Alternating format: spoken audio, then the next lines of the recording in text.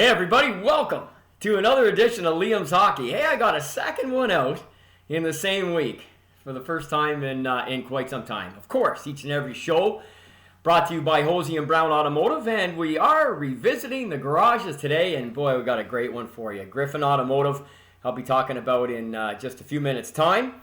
I've also broken the seal on the newest bottle of whiskey, as I said last week, supplied by my fantastic neighbor, works for the RCMP, Darwin, and I'll be having a shot of that later and doing a toast. I'm going to do a toast to the province of Nova Scotia, actually, where this fine whiskey came from, and we'll talk about that in just a second. So I already pretty much put out there the morning of the news being broken, largely by Frank Ciravelli. My goodness, if you followed along the day of the protected list, the Seattle Kraken making their choices, and if you followed social media at all that day, specifically Twitter, I think everybody knows that before 10:30 in the morning, so less than 30 minutes after the lists were supposed to be in to the NHL, which was 10 a.m. Eastern, it was already reported that Seattle would not be taking Carey Price. So, and Frank had it, Elliot Friedman had it. It was gospel at that point, and of course sparked the usual reactions that spawned from there. When Frank broke pretty much every other player on every other team in the next 60 to 90 minutes, and it's funny the way he was putting them out. He'd say it was one team, and or Seattle was taking this player from this one team, and here this just in, and then go, okay, that's pretty good. Wow, they're still okay. There's still 25, 26, 27 guys. Then 90 seconds later, you have another one. Then 90 seconds later, you had another one, and it was really something to behold. And he. Did he ruin it? There was a lot of people were really pissed off, and on social media going as him and Elliot were kind of tag teaming it, but largely Frank, who I've never met, by the way, but I certainly think is an excellent journalist and an excellent broadcast journalist, and I had no problem with what he did. I know as a hardcore Hab fan and a guy who said to you all just a few days ago, and I meant it sincerely, it was a win-win for Montreal, but I could not in any fashion see Seattle taking Carey Price. There was no way. The contract alone, to me, Carey turns 34 on August 16th, 5 years to go at 10.5, notwithstanding the fact that the injury scene was being revisited again with him with an upcoming visit at that time to New York to see specialists, doctors, what have you, for his knee and or hips, which since then, in the presser by Marc Bergevin yesterday, turns out to be 6 to 8 week rehab, and he should be good to go. So I'm anticipating Carey in the net for Montreal's first game on October 13th, I believe. I think they're the home opener for the Toronto Maple Leafs. They play the Sabres on the 14th. On the road as well, and then they come home to open at the Bell Center on Saturday, October 16th, and I would expect Carey to play 2 of those, and Jake Allen to play the other one, because they didn't lose Jake and they didn't lose Carey.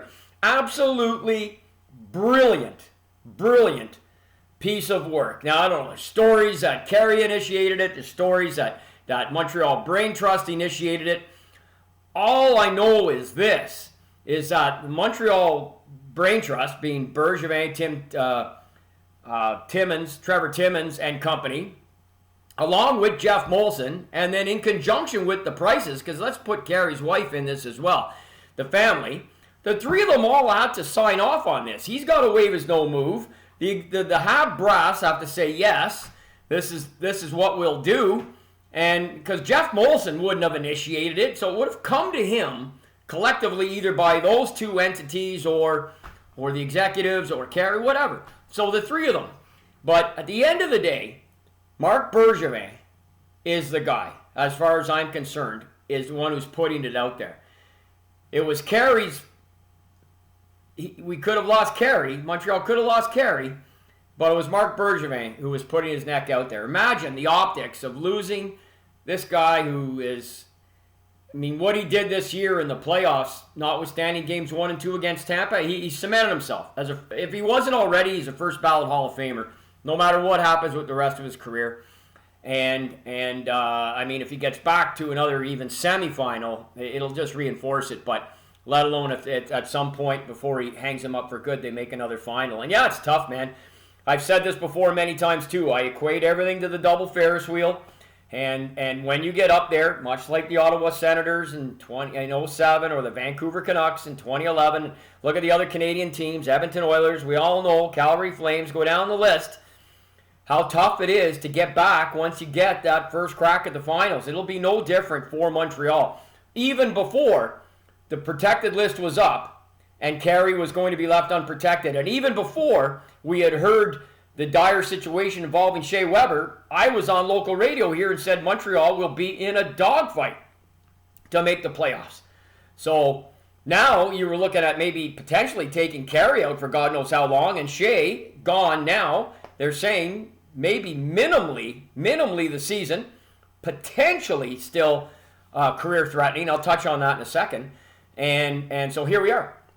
And now it looks like Carey is expected to be ready for opening night, and the onus will be on the Canadians to try and manage his ice time as best as possible. I'm even wondering now forget about that 50-32 split and bring it down even more, and give him, problem is, you may think or you may have to use him, hope he's to the best of his ability if in fact you are in that dogfight. And let's be honest, if you look at that division, the Atlantic Division, which is now back in whole, as are the others with the addition of Seattle out west, that Tampa, even though they'll be a poor man's version of what just won the Cup, are still going to be incredibly formidable, especially with Vasilevsky. You know that Carolina and Toronto are built for the regular season. I think we've seen that now for the last couple of years. Neither are threats to do anything in the playoffs, but they are threats all day, man.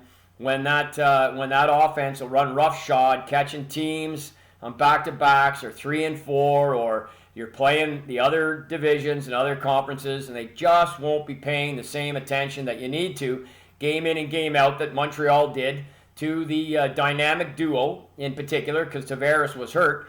And then with him and Nylander coming off an excellent playoff, they should be able still to generate a lot of offense even without Hyman. And the rest of the soldiers will fill in accordingly. And I expect Toronto to make the playoffs again as well. So if you put those three there, and you got to add in Florida, who continually will try to improve. I mean, Carolina and Florida ran into the juggernaut, right? Montreal found out all about that, and it was really only the Islanders that pushed them right to the wall. So, and both Florida and Carolina gave them little bits of trouble, as did Montreal a little bit. I mean, losing in 5, didn't get swept, were the better team in 2 out of the 5 games. But Tampa still looked formidable. So I think a playoff spot is it's going to be tough, man. Going to be tough for the Habs. And you take Shea out and go, okay, well, what's the loss here? So, first of all, why some people feel inclined, I got it on Twitter, got some friends, my dear friend Mark Cullen, who, of course, AdSeal Services sponsors our shot of whiskey here.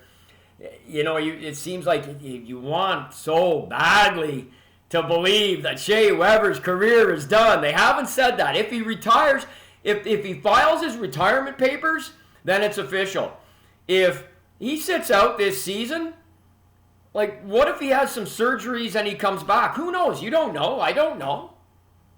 But this is what I believe. I don't think at 35, 36, given how he just finished playing, and I know he's banged up, his ankle, his thumb, I know he's got serious injuries. Surgeries look like they're inevitable, I believe. Marc Bergevin has said his season is done. He believes. So I believe that too. I've taken that as face value. I'm taking it as face value when he said Jonathan Drouin will be at training camp. I'll take that at face value right now. We'll see. But I think that's what we have to do on all of this, is just wait and see. I don't believe Shea Weber's career is done.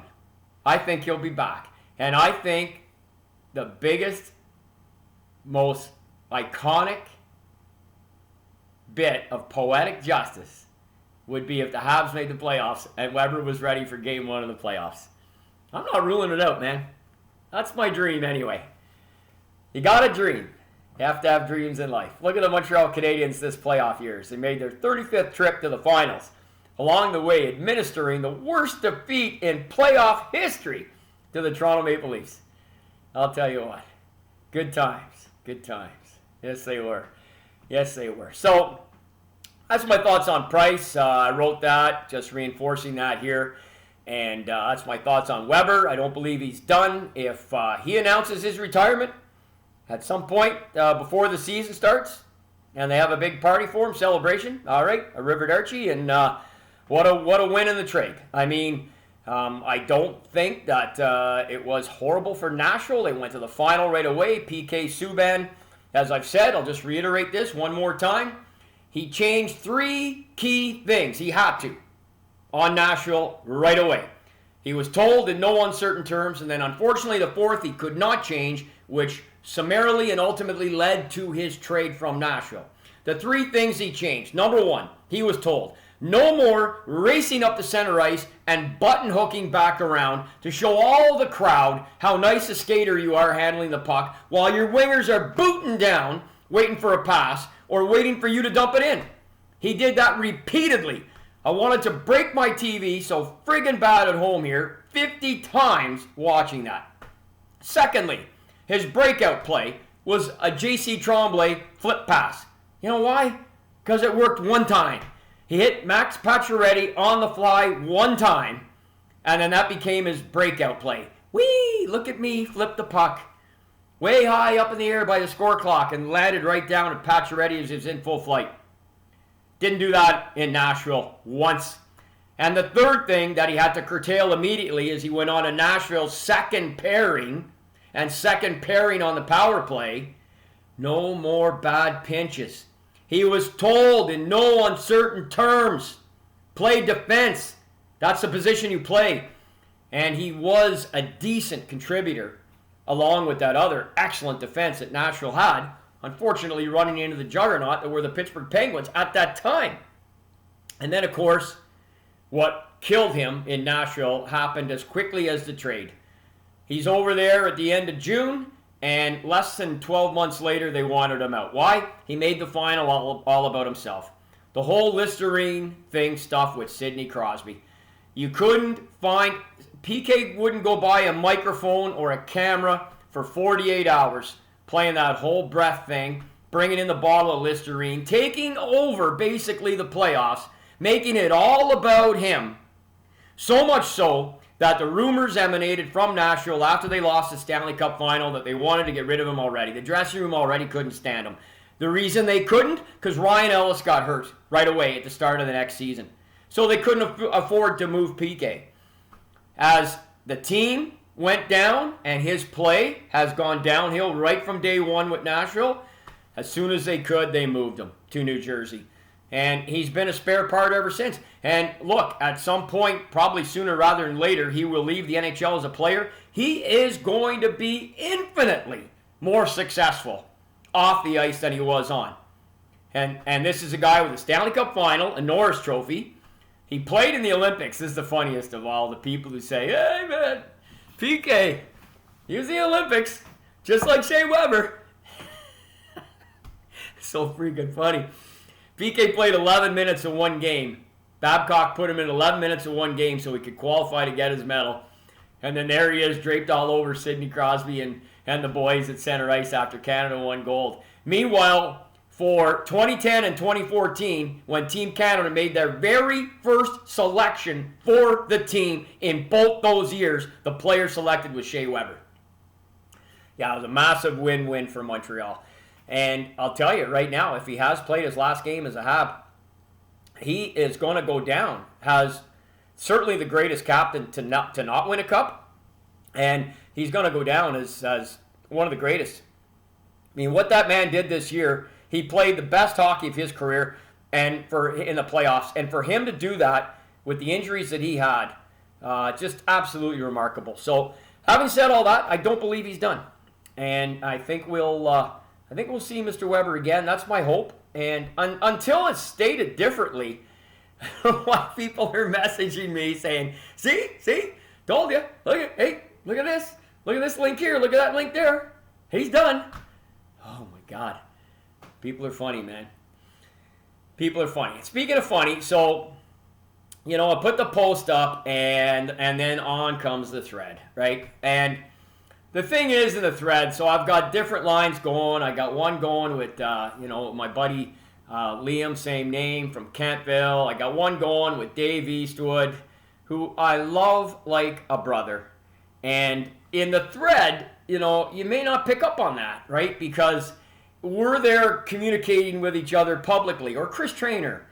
Chris Trainer and I are class of 78s, man, St. Pius. This September will mark 48 years since I met him. 48 years. I hardly see him. I consider him a dear friend. What we shared at Pius with our outdoor ball hockey team that we had for the last 2 years, we were students there, and through the first year that we weren't students, those 3 winters in particular, with Brian LaRue, Kevin Jardine, the late Jack Kennedy, Chris, of course, up front, who could run all day, great stick handler, deceptive shot, Brian LaRue, tough as nails, bulldog power forward, Kevin Jardine, pure snipe, me and Jack Kennedy on defense, and Andrew Squid Markey in nets. Even the fact that we were students at Pius, what we shared there, we went around the city playing outdoors, and Chris was an integral part of that team, and that's just something that I'll never ever forget. We chirped the hell out of each other on social media, and all that was there for everybody to see. Same with me and Liam, who I don't know as well. I know he's a hardcore Sens fan, and so I made some shots. I took some shots, which were, they were to guys that I have fun with, but they did have a tone, and so it brought some of you others out of the woodwork, and for that, I would just like to say that I really don't give a damn. Don't be a bunch of thin-skinned pussies. Holy lifting. What a bunch of crybabies. I'll tell you what, there isn't one of you who wrote in and said something to me negatively that I would not go into a burning house to try and save you or your family. Not one of you. I would do anything in that scenario to help you out on something as severe as that, or even something minimally like a fundraiser. But if I want to take a shot at the Sens and what I feel is largely an apathetic fan base, that's my prerogative. And if you don't like it, scroll on by, don't follow me, don't be a friend on Facebook, block me, do something else with your mundane little innocent lives. So much so that me, a guy not working for anybody, just putting out a post to kill some time while I wait for the pandemic to end so I can go back doing my gigs, and you guys are crying like babies. Give me a break. Holy lifting. So, I have said 1,000 good things, like I said to my good friend Mike Thompson, Vince's son. How far back I go with Vince Thompson? I go back to the late 60s with his family. Love that family. His uncle, Jerry, God rest his soul. Huge influence on me in the golf industry in the mid-1970s. Massive. So, no hard feelings here. But the reaction, or Michael O'Byrne, who I've known since 1978. Guys, here. Let me get this for you. Holy Jesus. Wow. Hey, nobody's out of all of you that have commented on that post. And I deleted all the threads. I left the post up, deleted all the threads, and tried to blocked another guy. The funny thing through the playoffs on Facebook, I had to block 2 guys. They're both Hab fans. They were both Hab fans. Hammering me for not picking Montreal in any of the 4 series. What series should I have picked them in? What series were they favored to win? Toronto, Winnipeg, or Vegas, or Tampa? I don't know. You can't win, man. I ended up blocking them. I just got no use. Life's too short. Life's too short, man. I'm in my early 60s. I'm doing this for fun. And I have nothing against any of you personally, but I do feel that the Senator fan base largely is apathetic. I use the cottage reference. I've used it before. I've used it on the air. I know it pisses some people off. Probably why I keep using it. But look, I'm not a fan of the organization, but I love so many guys involved with it. I mean, Pierre Dorion is a personal friend. I met him in Hull in the late 1990s when he was scouting for the New York Rangers. Wayne Smith introduced me to him. I've known him over 20 years. Now they got Pierre Maguire there, who I've known since 1995. Let alone the countless players that have gone through there, some who I consider really good friends to this day. Guys like Chris Neil and Chris Phillips in particular.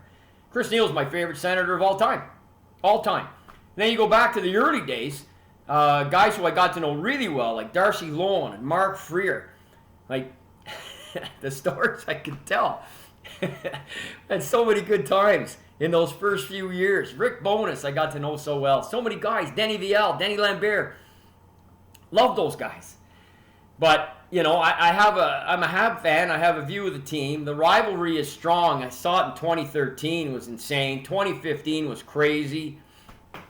As I wrote online, I had some issues with some people that were messaging me, referenced my children. You know, I mean, it got really stupid. And, you know, and there's an element of that was permeating in this latest thing last week. So all I can say to all of you is, you know, just grow a pair and just shuffle on by. Just scroll right on by. You know, I hope you don't, if it is a reflection from you to me personally, if that's the way you feel it, so be it. It's not from me to you, that's for sure. Love you all, and hope everybody's safe and well and does good. So that's all I got to say about that. Now, our garage of the week and then our toast of the week as we crack up this new whiskey. I'm really anxious to tell you about it. Is Griffin Automotive are located at 461 O'Connor. So if you just come down there to the end of Isabella, you can't miss them. They're right there on the right-hand side. Probably not a garage that you're going to arbitrarily. As I love that Rod Brown asked me to come in and meet these guys. He was going there as he does. He makes the rounds and tries to hit as many of his garages as he could on a regular basis. Making sure, of course, that they have a couple of Cold Blue Light waiting for him. And I went and met him there last week, and what a treat that was. By the way, hi, Doug.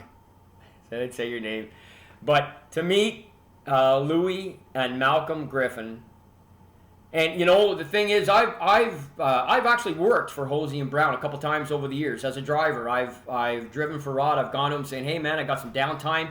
Can I come do some deliveries for you? A few hours, few days, couple weeks, whatever the case may be. A couple other instances he's asked me. I've done it over the years.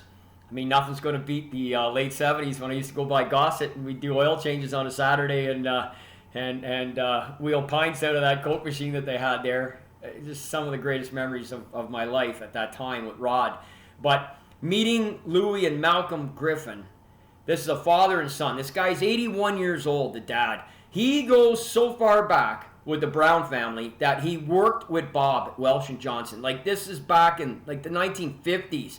They opened this garage. They weren't even sure exactly what year. They think it was 69. I mean, folks, that's over 40 years ago. They're an all-purpose garage. They do it all. They've got 3 bays, but the middle one is pretty much used for storage because Louis throws out nothing.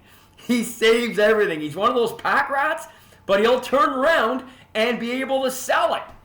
It's amazing the ingenuity that the man has in terms of what later could be used potentially for resale. He'll find a way.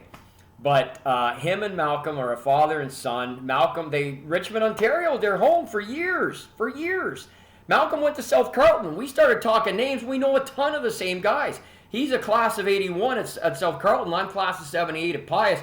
We crossed paths there many times through all sorts of mutual friends.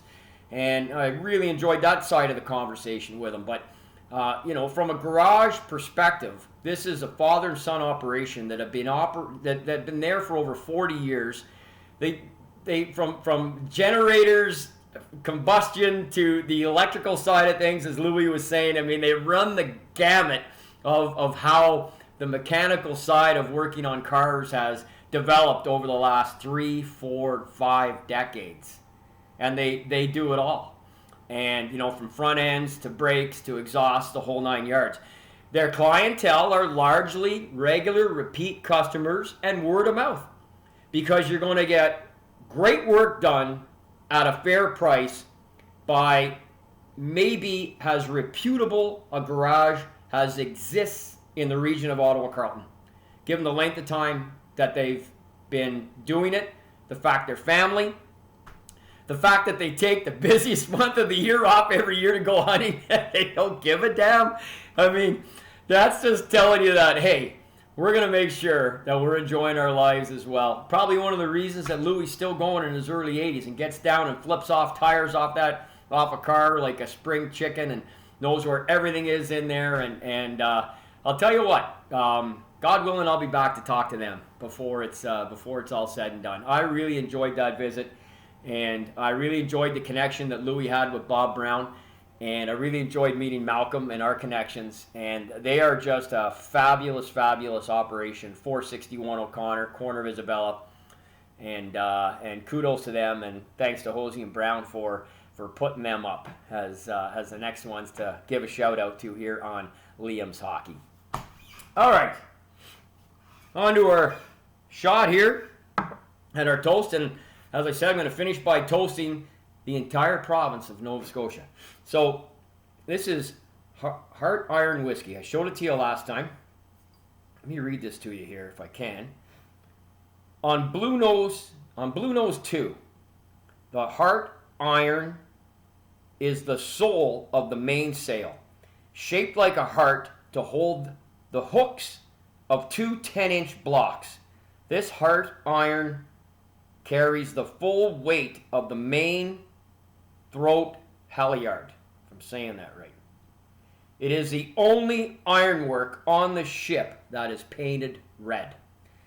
So that's why this is named Heart Iron Whiskey. So it's from Lunenburg, Nova Scotia, home of Blue Nose, home of the Blue Nose. And my dear neighbor, Darwin, and his lovely wife, Lolani, brought this back for me. And I've cracked the seal, and now I'm going to crack a taste. Maybe you've had it before. What an array I'm getting here. I've got the Signal Hill, and I've got the Dunrobin Distillery, both sent to me by fantastic people. Now we got the Hard Iron. I've got the Jamesons hiding back in there, and of course, quart of Molson Export Ale. It came right from the Prescott Hotel. I'm going to tell you what, I'm going to be at Liam McGuire's next week for the first time in a long, long time. I'll be posting that on social media. So if any of you Sens fans want to come down and get something off your chest, then you come see me. And we'll talk some hockey. All right? So to the province of Nova Scotia for giving us Sidney Crosby, Nathan McKinnon, Brad Marchand, Bobby Smith and Mike McPhee, among many others, and the Blue Nose, and Ken Reed. Let's throw Ken Reed in there as well. Here's to you. Everybody stay safe. Be well. Try not to take things too seriously, okay? Just one man here talking a little hockey. Relax. Chill. It's going to be all right. Take care. Yeah. Oh, it's got a bite. G'day.